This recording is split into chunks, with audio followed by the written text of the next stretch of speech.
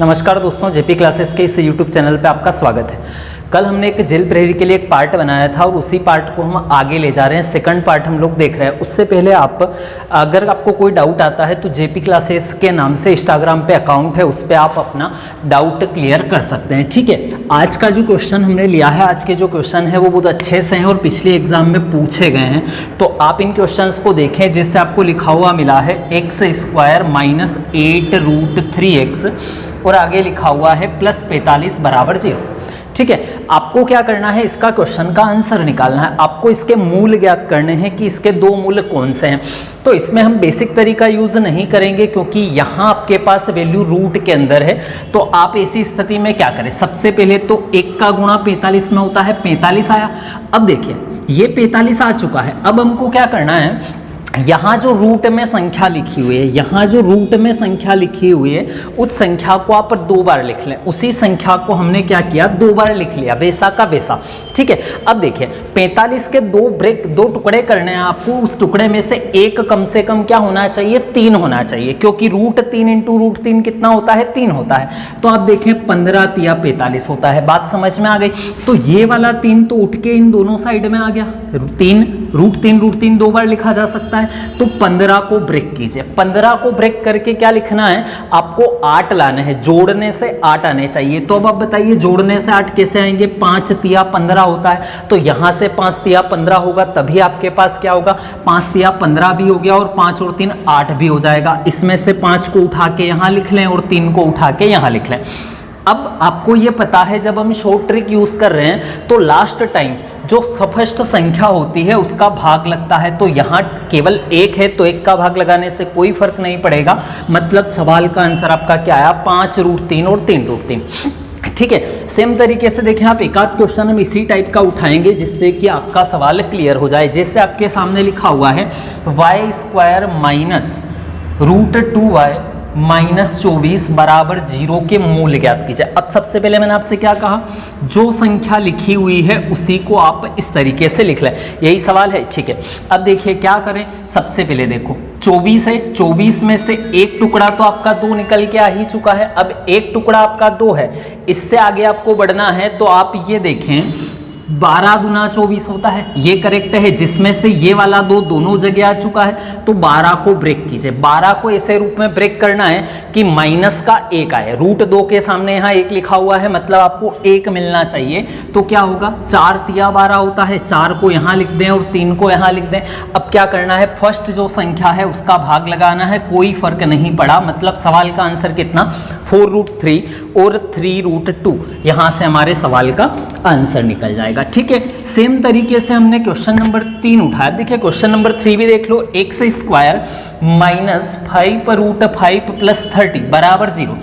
क्या करोगे, सबसे पहले तो √5 को 2 बार लिख लें। √5 को हमने 2 बार लिख लिया। तो 30 के ऐसे टुकड़े करने हैं जिसमें एक टुकड़ा कौन सा हो, 5 हो। तो कितना होगा, 6 × 5 = 30 होगा। 5 तो यहाँ आ चुका है, 6 को ब्रेक करके क्या लिखोगे, ऐसा ब्रेक करना है आपको कि यहाँ आपको 5 मिल जाए, प्लस माइनस करने से 5 मिल जाए। तो क्या लिखोगे, 3 दूना 6 होता है, 3 और 2 5 होता है। करेक्ट बात समझ में आ गई आपको।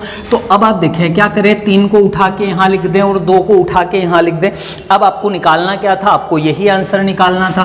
पहली संख्या पे 1 लिखा हुआ है, भाग लगा दे तो कोई फर्क नहीं पड़ता है। हमारे सवाल का आंसर कितना आया, 3√5 और 2√5। ठीक है फ्रेंड्स, क्वेश्चन नंबर 4 थोड़ा सा डिफरेंस है। आप देखोगे यहाँ पहले केवल संख्या अंदर थी और अब कोई वेरिएबल भी साथ में अंदर लिखा हुआ है।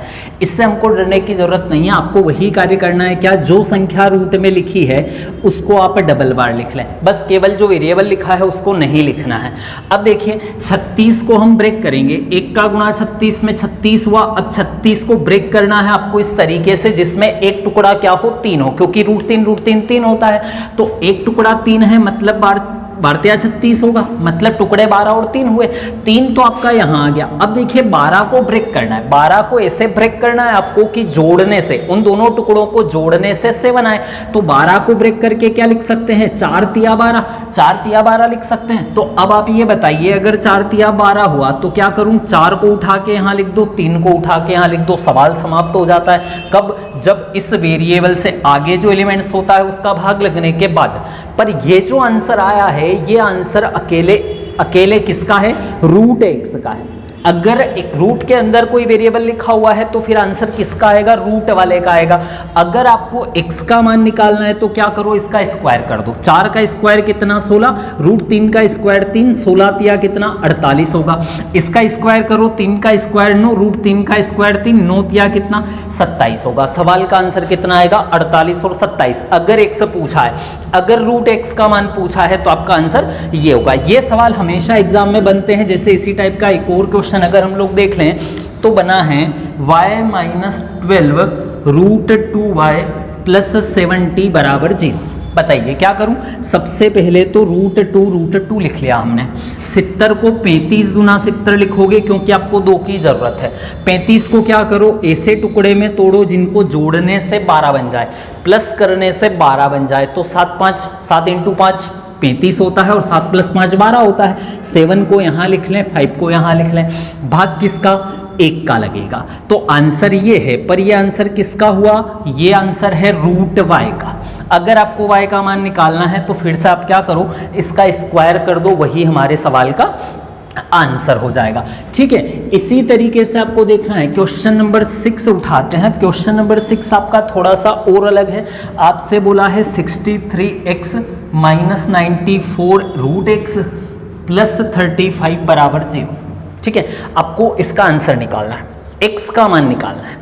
अब x निकालना है तो क्या करो बोलो। सबसे पहले तो आप ये देखें कि यहाँ रूट में x लिखा हुआ है, पर सबसे पहले 63 इंटू 35 होगा क्योंकि यहाँ रूट के अंदर कोई संख्या नहीं है। तो 63 इंटू 35 लिख लेते हैं। 35 को क्या लिख सकते हैं, 7 पंजे 35। 63 को क्या लिख सकते हैं, 7 नम 63। बात को समझिएगा, ऐसे 2 टुकड़े बनाने हैं जिनको जोड़ने से 94 आ जाए। तो हमने ये देखा कि 7 इंटू 7 कितना 49 और 9 इंटू 5 कितना 45। तो 49 और 45 को ऐड करने से 94 बनता है। तो हमारे पास 2 टुकड़े निकल के आ गए। क्या क्या निकले, 49 और 45। बट आंसर कब निकलेगा, जब 63 का दोनों में भाग लगेगा। तो 63 का भाग लगाने के बाद जो आंसर हमारा आएगा वो किसका आंसर आएगा, रूट x का आएगा। अगर आपको x का मान निकालना है तो फिर आप देखो, फिलहाल ये कट रहे हैं तो 7 7 49, 7 नम 63 और ये बनेगा 5 से, या फिर काट दो 9 से, 9 पंजे 45, 9 साती 63। 7/9 और 5/7 आंसर है रूट x का। और अगर x निकालना है तो फिर से आप क्या कर सकते हो, इसका स्क्वायर कर सकते हो। ठीक है, नेक्स्ट क्वेश्चन पे चलते हैं। ठीक है फ्रेंड्स, क्वेश्चन पुरानी जेल प्रेरी में आया था, x² माइनस 3x माइनस 18 के गुणनखंड ज्ञात कीजिए। नॉर्मल बेस सवाल है, आप देख रहे हो द्विघात समीकरण है। तो सबसे पहले आपको क्या करना चाहिए, 1 का गुणा 18 में करना है, 18 आएगा। 18 को ऐसे 2 टुकड़ों में तोड़ना है जिसको माइनस करने से माइनस का 3 आए। क्या करना है, जिसको तोड़ने से आपको टुकड़े मिलाने हैं। अब देखिए क्या होता है, 18 मतलब 6 या 18 होता है। अब बात ये आती है कि दोनों का गुणा करने से 18 तो बन रहा है, पर दोनों को माइनस करने से माइनस का 3 बनना चाहिए। अब दोनों को माइनस करना मतलब माइनस का 6 होना चाहिए और प्लस का 3 होना चाहिए, तब जाके -6 और +3 मिला के माइनस का 3 होगा।